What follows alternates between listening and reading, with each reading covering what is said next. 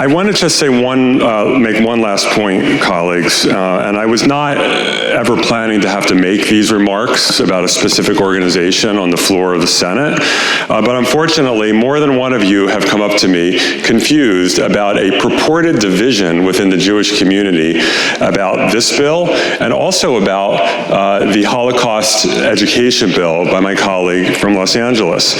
Specifically, people wonder why an organization called Jewish Voice for Peace, JVP, has some really nice sounding words in its name: Jewish, voice, everyone loves a voice, peace, everyone wants peace. Why is the Jewish community group opposing a bill like this or like a Holocaust education bill? JVP has been aggressively lobbying against these bills. JVP falsely claims to represent mainstream viewpoints in the Jewish community. It does no such thing. Rather, it holds what can only be described as fringe viewpoints within the Jewish community. Lobbying against Holocaust education and claiming that you are speaking for the Jewish community. A recent expose on JVP is entitled, quote, "Not so Jewish, not for peace."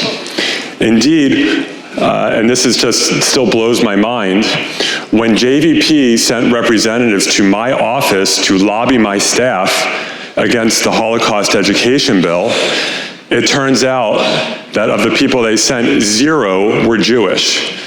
So you have non-Jews claiming to speak on behalf of the Jewish community against a Holocaust education bill. That is outrageous, and we would not put up with that for any other community, and yet that is what's happening. As far as I can tell, Jewish Voice for Peace, JVP, has 2 primary missions. One is to advocate for the complete elimination of the State of Israel as Jewish homeland. In other words, for Israel to no longer exist, home to 7 million Jews.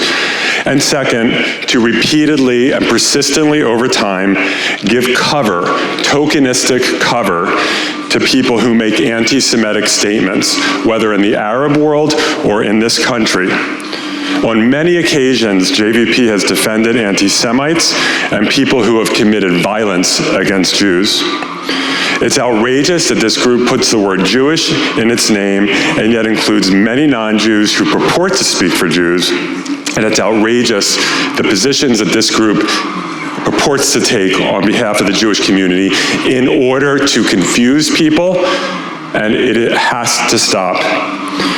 I want to be clear, the Jewish community, like many communities, holds diverse views on a lot of issues.